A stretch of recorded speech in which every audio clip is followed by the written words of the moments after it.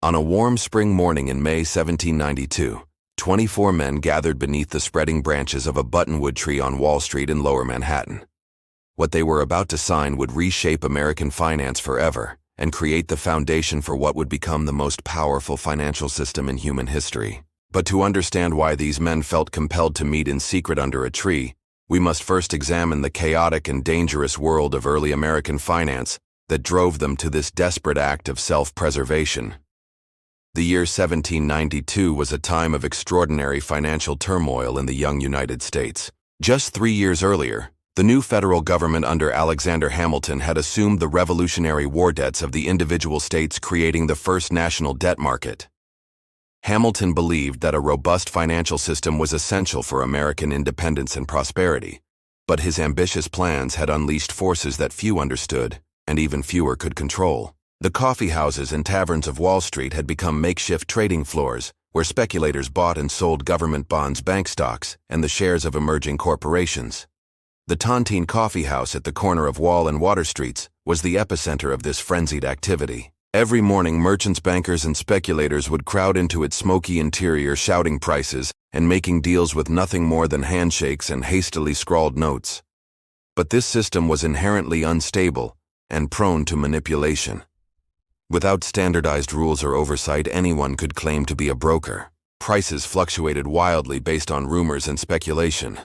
The same security might trade at vastly different prices depending on who was buying and selling. Fraudulent schemes were common, and investors had little recourse when deals went bad. The chaos reached its peak in March 1792, when William Dewar, one of Hamilton's former assistants at the Treasury Department, attempted to corner the market in government securities.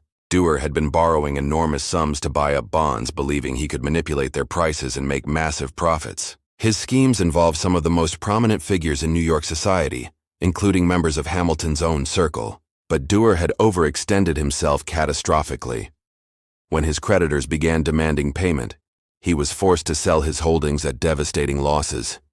The collapse of Dewar's empire sent shockwaves through the entire financial system. Banks called in, loans businesses failed, and panic gripped the streets of New York.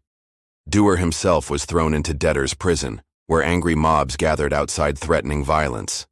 The Panic of 1792 was America's first major financial crisis, and it revealed the fundamental weaknesses of the unregulated trading system.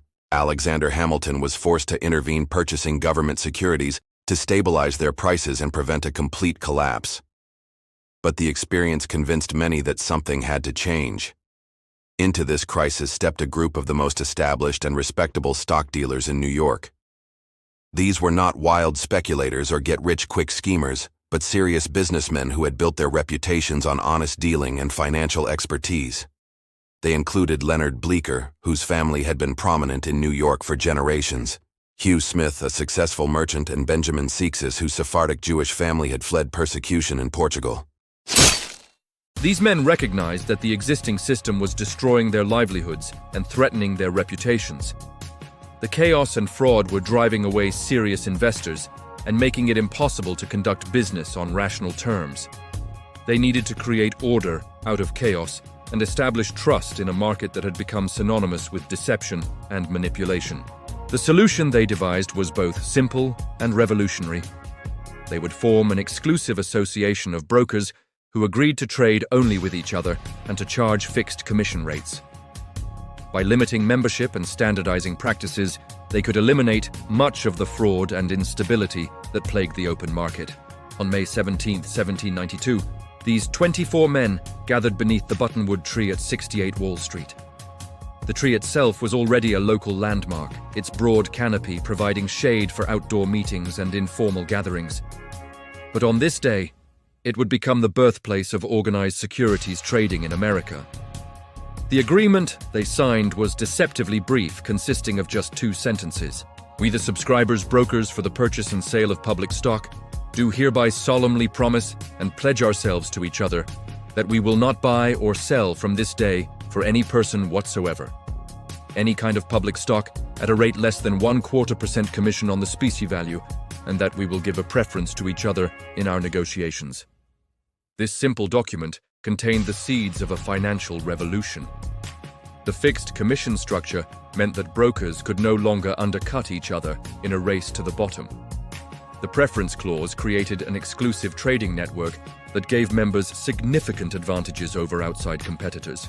Most importantly, the agreement established the principle that organized finance should be controlled by a select group of established professionals rather than left to the whims of an open market. But the true significance of the Buttonwood Agreement lay not in what it said, but in what it represented. These 24 men were not just creating a trade association, they were establishing the first successful attempt to bring order and stability to American finance. They were replacing the chaotic individualism of the coffeehouse era with the disciplined cooperation of an organized exchange. The immediate effects were dramatic. Within months, the new association had established regular trading sessions with standardized procedures and reliable price reporting. The wild fluctuations that had characterized the earlier period began to stabilize as professional traders replaced amateur speculators. Public confidence in the securities markets slowly began to return, yet the agreement also contained the seeds of future conflicts and contradictions. By creating an exclusive club, the founders were essentially establishing a financial aristocracy that would control access to capital markets. The fixed commissions meant that small investors would pay higher costs, while large institutional traders enjoyed better terms. The preference system created barriers to entry that would persist for generations. The broader economic forces that led to the Buttonwood Agreement were deeply rooted in the transformation of American society in the decades following independence. The shift from a primarily agricultural economy to one increasingly based on commerce and manufacturing required new forms of financial organization. Traditional lending relationships between individuals were no longer adequate to fund large-scale enterprises like canals, railroads, and factories. Do you like to dig deeper? Political economy is full of powerful ideas. You're right in the thick of it. Insightful, thought-provoking, expanding every step of the way. From Adam Smith and the rise of capitalism to Marx's bold critique, mercantilism, Keynesian economics, neoliberalism, and more.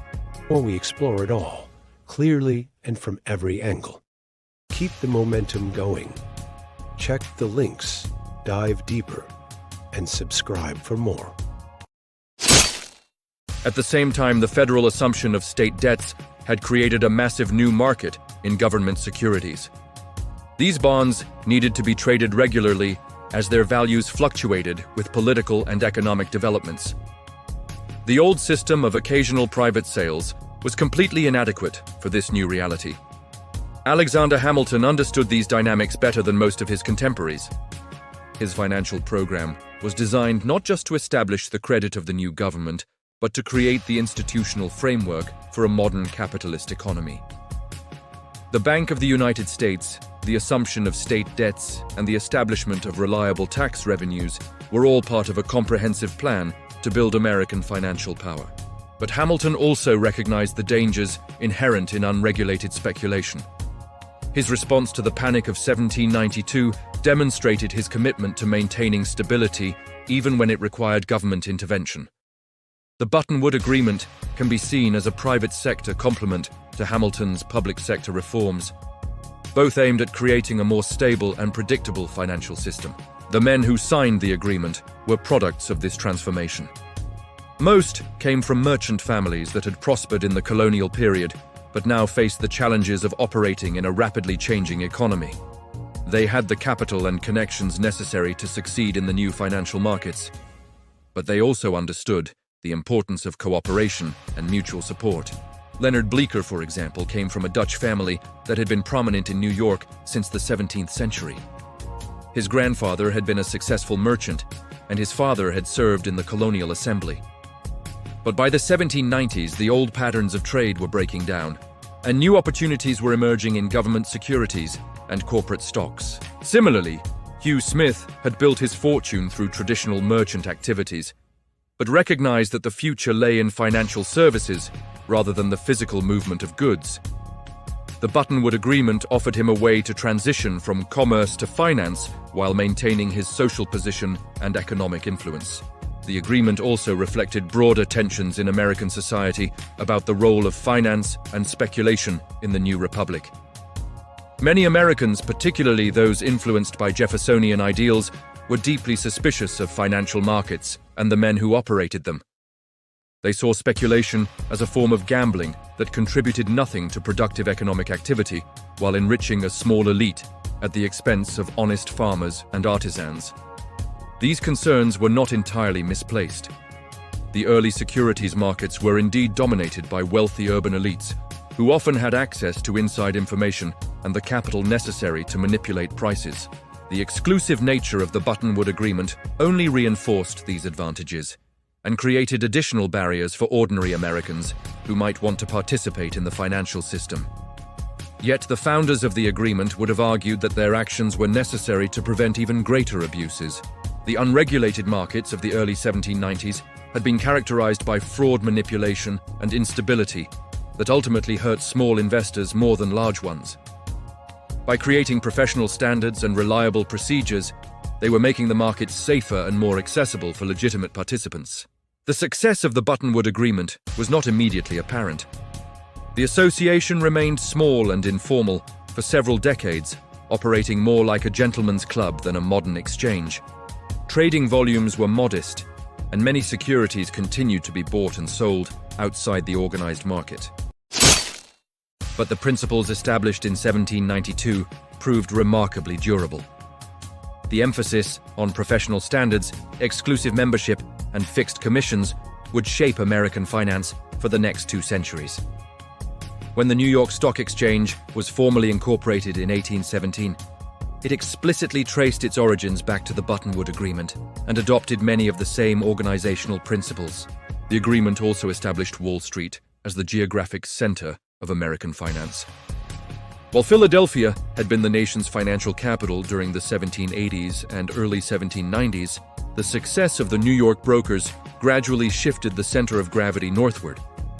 By the 1820s, Wall Street had become synonymous with American capitalism, and the influence of the Buttonwood signers had spread far beyond their original modest ambitions. Perhaps most importantly, the agreement demonstrated that private cooperation could succeed where government regulation had failed. The founders had not waited for federal or state authorities to impose order on the chaotic securities markets. Instead, they had taken matters into their own hands and created the institutional framework necessary for modern finance. This precedent would be repeated many times in American history as private actors organized themselves to address market failures and create new forms of economic organization. The development of commodity exchanges, insurance companies, and credit rating agencies all followed similar patterns of private initiative and voluntary cooperation. Yet the Buttonwood Agreement also illustrated the limits and contradictions of this approach. While the founders succeeded in creating stability and order, they did so at the cost of excluding many potential participants and concentrating economic power in the hands of a small elite. The benefits of organized finance were real, but they were not equally distributed, and the costs were often borne by those who had no voice in the system's governance. As we look back on that spring morning in 1792, we can see both the promise and the problems that would define American capitalism for generations to come. The 24 men who gathered beneath the Buttonwood tree were responding to real economic challenges, and their solution was both innovative and effective.